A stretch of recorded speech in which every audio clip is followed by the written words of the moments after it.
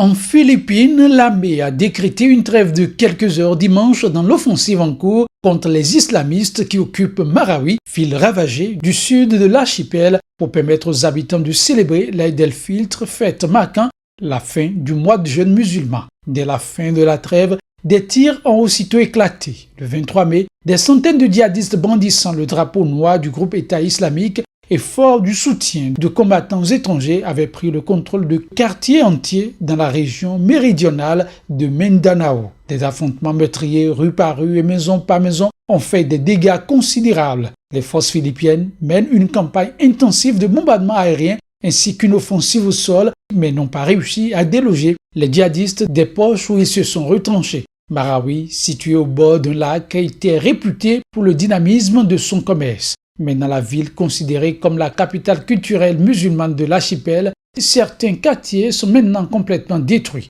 Progressivement, la ville s'est vidée de la quasi-totalité de ses 2000 habitants qui ont trouvé refuge dans des centres d'évacuation ou chez des proches et amis dans d'autres localités. Le procureur général du Brésil a présenté une demande de mise en accusation formelle contre le président Michel Temer pour corruption passive. Une procédure inédite qui pourrait sonner le glas d'un mandat secoué par toutes sortes de scandales. Quelques heures avant de devenir le premier président du Brésil à faire l'objet d'une telle demande, Temer s'était pourtant dit indestructible. Rien ne nous détruira, ni moi, ni mes ministres, a-t-il affirmé lors d'un discours au palais de Planalto. Selon l'acte d'accusation rendu public par la Cour suprême, à Michel Temer, il est reproché de s'être prévalu de sa condition de chef d'État pour recevoir 500 000 reais, environ 150 000 $ de pots de vin, de la part du géant de la viande JBS, impliqué dans le gigantesque scandale de corruption qui touche le pays. La crise politico-financière a atteint son paroxysme à la mi-mai avec la révélation d'un enregistrement sonore compromettant dans lequel le chef de l'État semble donner son accord à un des propriétaires de JBS pour acheter le silence d'un ex-député aujourd'hui en prison. Pour que le président soit inculpé et traduit devant la Cour suprême, la demande du procureur général Rodrigo Janot doit être acceptée par les 2/3 des députés. Dans ce cas, Temer serait systématiquement écarté du pouvoir pour une durée pouvant s'étendre à 180 jours. En plus des soupçons de corruption, l'enquête dont il fait l'objet porte aussi sur des accusations d'entrave à la justice et d'association de malfaiteurs. Les opposants au président vénézuélien Nicolás Maduro ont bloqué vendredi des rues et avenues du pays pour dénoncer la mort, la veille d'un jeune manifestant tué par les forces de l'ordre, le 75e décès depuis début avril. Faisant sonner des clairons à coups de sifflet ou martelant des casseroles, des groupes d'opposants se sont placés sur les carrefours et principales voies du Caracas et d'autres villes, générant un chaos pour la circulation automobile. Cette mort porte à 75 le nombre de décès en près de 3 mois de manifestations hostiles à Nicolás Maduro, dont l'intensité a redoublé depuis la décision du chef de l'État de convoquer pour fin juillet une assemblée constituante, un projet rejeté par 61,1% des Vénézuéliens selon l'Institut de sondage Data-Analyse. Invoquant le droit à la désobéissance civile, l'opposition majoritaire au Parlement a appelé cette semaine la population à ne pas reconnaître le gouvernement du président Maduro, très impopulaire dans un contexte de grave crise économique. Choisi par les membres du groupe majoritaire de la République En Marche pour être leur candidat au perchoir, le député de Loire-Atlantique François de Rugy a été élu ce mardi président de l'Assemblée nationale française. L'Est écologiste passé à la République En Marche, le parti du président centriste Emmanuel Macron, a recueilli 353 voix de ses pairs face à 4 autres prétendants. Sur les 577 députés de la Chambre basse du Parlement, 667 ont pris part au vote. 24 bulletins étaient blancs ou nuls. Et c'est par une longue ovation debout que les députés ont salué son élection. 4e personnage de l'État, le président de l'Assemblée nationale a, outre la direction des débats dans l'hémicycle, d'importants pouvoirs de nomination. Il a notamment le pouvoir de nommer 3 des 9 membres du Conseil constitutionnel, un lors de chaque renouvellement triennal. Il peut également saisir le Conseil. Le président de l'Assemblée nationale doit aussi être consulté par le président de la République en cas de dissolution ou en cas de mise en œuvre des pouvoirs spéciaux de l'article 16 de la Constitution, et ce, lorsque les institutions de la République, l'indépendance de la nation, l'intégrité de son territoire ou l'exécution de ses engagements internationaux sont menacées d'une manière grave et immédiate et que le fonctionnement régulier des pouvoirs publics constitutionnels est interrompu.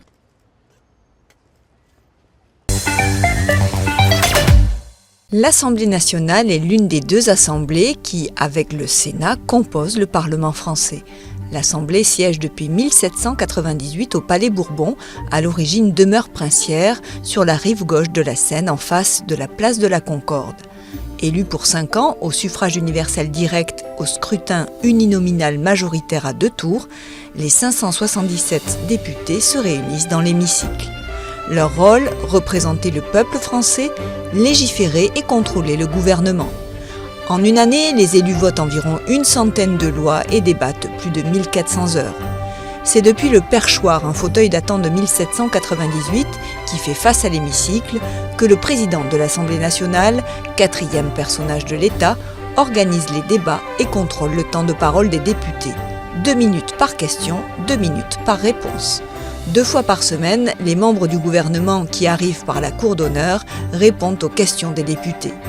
Dans l'hémicycle, les députés s'assoient en groupe politique. À droite du perchoir, les députés de droite, à gauche, ceux de gauche.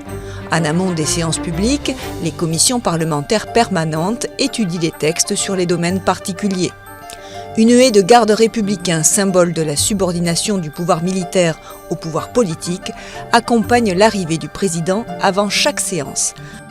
À leur issue, c'est dans la salle des 4 colonnes que les journalistes rencontrent les députés. Les élus disposent d'un bureau dans lequel ils travaillent avec leurs collaborateurs, ainsi que d'une bibliothèque de 750 000 ouvrages, une imprimerie, un bureau de poste et une buvette. C'est dans l'hôtel de Lassé, qui jouxte le Palais Bourbon, que réside le président de l'Assemblée nationale. Les députés peuvent profiter du jardin des 4 colonnes, seul vestige des jardins à la française du palais d'origine. Bruxelles a infligé ce mardi une amende de 2,42 milliards d'euros à Google pour abus de position dominante, une sanction qui risque d'accentuer les tensions entre les États-Unis et l'Union européenne, déjà fortes depuis l'arrivée de Donald Trump. L'exécutif européen, gardien de la concurrence dans l'UE, accuse l'américain Google d'avoir abusé de sa position dominante dans la recherche en ligne pour favoriser son comparateur de prix, Google Shopping. Dans quasiment tous les pays européens, le moteur de recherche Google détient une part de marché supérieure à 90%. Ce que Google a fait est illégal selon les lois antitrust. Il a refusé à d'autres entreprises l'opportunité d'une concurrence basée sur les mérites et l'innovation. Et plus important, il a refusé aux consommateurs européens les bénéfices d'une compétition, d'un vrai choix et de l'innovation. Google, à travers un communiqué, s'est dit en désaccord avec l'amende et a annoncé qu'il envisageait de faire appel. En outre, l'exécutif européen demande à Google de mettre fin à ces pratiques jugées anticoncurrentielles dans les 90 jours, sans quoi elle sera soumise à des astreintes pouvant atteindre 5% du chiffre d'affaires moyen réalisé quotidiennement au niveau mondial par Alphabet, sa société mère. Juste avant l'annonce de cette sanction, cette compagnie américaine, dont Oracle, Yelp et News Corp, avait adressé lundi à la commissaire européenne à la concurrence une lettre dans laquelle ils lui exprimaient leur soutien et où ils s'attendaient à ce qu'elle soit accusée par Google et ses alliés de protectionnisme européen. Google est en outre sous le coup de 2 autres enquêtes de la Commission pour abus de position de dominance. Au Venezuela, le président Nicolas Maduro a dénoncé une attaque terroriste contre le siège du tribunal suprême de justice et le ministère de l'Intérieur. Une attaque à la grenade qui aurait été menée depuis un hélicoptère de la police scientifique. Les projectiles n'ont pas explosé, a précisé Nicolas Maduro. Un communiqué de la présidence évoquait un peu plus tard non plus des grenades, mais des engins et des coups de feu tirés contre le ministère de l'Intérieur. Sur les réseaux sociaux circulaient des photos montrant un hélicoptère survolant Caracas et affirmant affichant une banderole sur laquelle était écrit 350 Libertad en référence à l'article de la Constitution autorisant la déchéance de gouvernements hostiles aux garanties démocratiques. Pour l'heure, les forces spéciales sont toujours à la recherche de l'hélicoptère et de l'auteur de cet acte, identifié par les autorités comme inspecteur de la police scientifique. Le président Maduro a pris à partie l'opposition, l'exhortant à condamner cette attaque. Immédiatement, le président du tribunal suprême de justice a emboîté le pas du chef de l'État. Il a assuré que ce type d'action n'allait pas intimider les magistrats, mais les rendrait au contraire plus fermes dans leurs décisions inscrites dans la Constitution. Le tribunal suprême de justice est une des principales cibles des critiques de l'opposition. Depuis la victoire de cette dernière aux législatives de décembre 2015, cette instance a rejeté toutes les décisions des députés, les déclarant nulles et non avenues.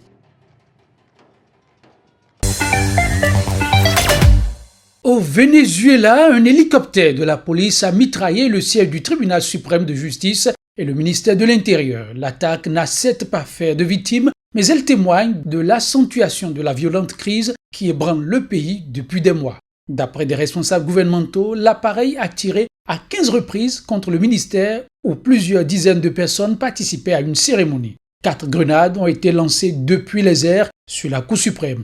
Dans un communiqué, le gouvernement précise que l'hélicoptère a été dérobé par un pilote de la police identifié sous le nom d'Oscar Pérez.